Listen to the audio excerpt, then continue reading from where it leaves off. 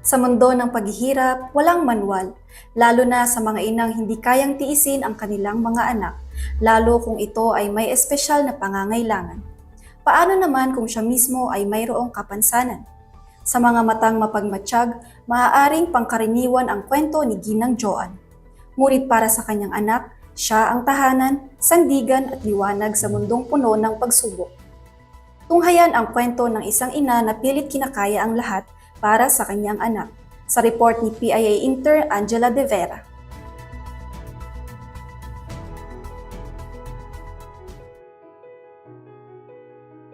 Sa bawat sulok ng mundo na puno ng ingay at pagod, may mga inang tahimik na lumalaban para sa kanilang pamilya. Hindi sila sikat, hindi sila kilala, ngunit sila ay araw-araw na bayani. Isa sa kanila si Ginang Joan. Sa kabila na ito ay solo parent at may kapansanan, wala siyang ibang pinangarap kundi mapalaki ng maayos ang kanyang anak. Ngunit hindi pala magiging madali ang landas na kanyang tatahakin. I'm Mary John Yagamin.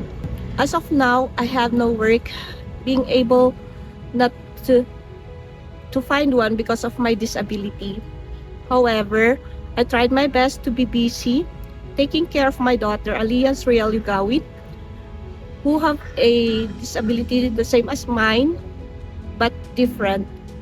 I'm also a current District 3 coordinator of Baguio City for PIDAW and for our community, taking care of our fellow persons with disability in our community. May mga batang dumarating sa mundo na itinuturing na regalo. Ngunit si Ginang Joan ay nagsilang ng isang batang babae na may kakaibang pananahimik, kakaibang galaw at may magandang pagtingin sa mundo. Hanggang dumating ang araw ng kumpirmasyon na ang kanyang anak ay may autism. Tila isang salita na kumalabog sa kanyang puso, isang salitang hindi niya alam kung paano haharapin. As of now, kung sa daily challenges ko is how will I take care of Aliyah? Kasi having my husband left us and abandoned us, nahihirapan ako financially. Buti na lang meron akong parents still and a sister who provides for us. In our family, ang nag-work lang is my sister. Pero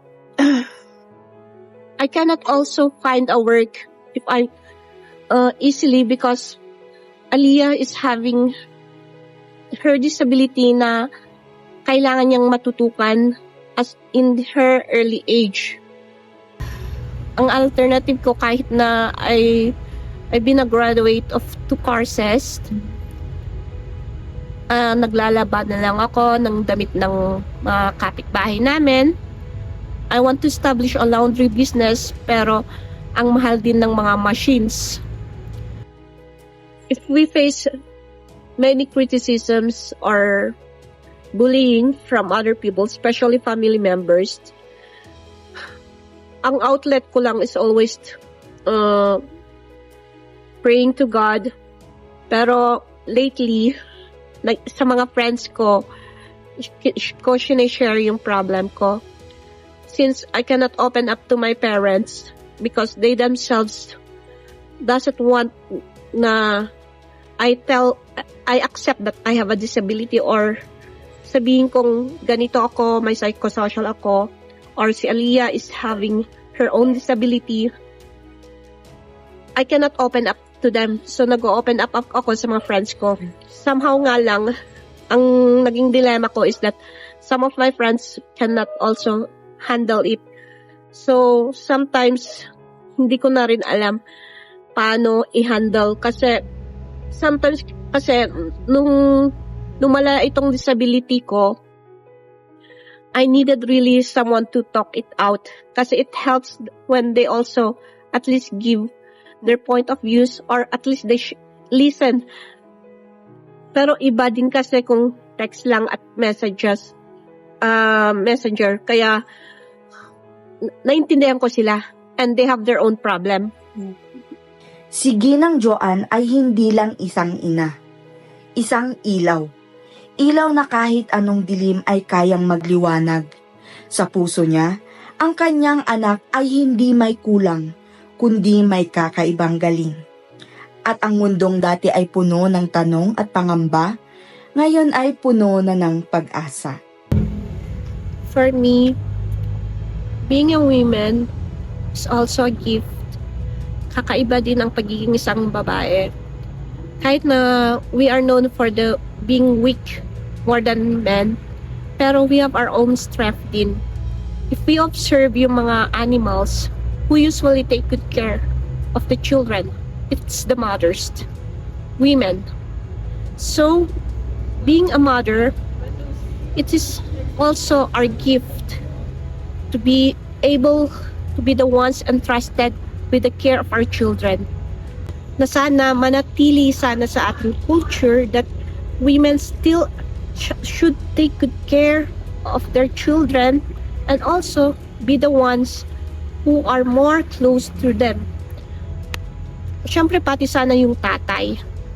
Pero if walang babae, iba yung touch ng mothers kasi fathers. Lalo na kung yung anak mo is a girl teen. Yung model nila. Kaya magiging outbalance din ang society. Yun yung para sa akin. Kahit pa paano marami namang mga babae na solo parent na they have struggled hard to raise their children. Kaya saludo din ako sa mga kapwa kong kababaihan. Yun po.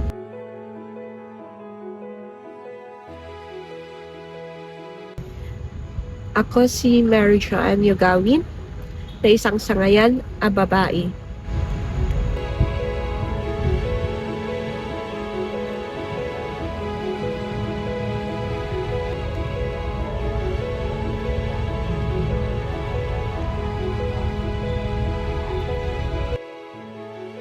Ang pagiging magulang ay hindi laging perpekto, ngunit handang isakripisyo ang lahat. Puno ng pagmamahal at pag-aaruga para sa pamilya. Sa kabila ng hamon ng pagkakaroon ng anak na may autism, nananaig ang pagtanggap, pangunawa at walang hanggang pagmamahal. PIA Dinsu Intern Angela De Vera para sa PIA News for Diliera.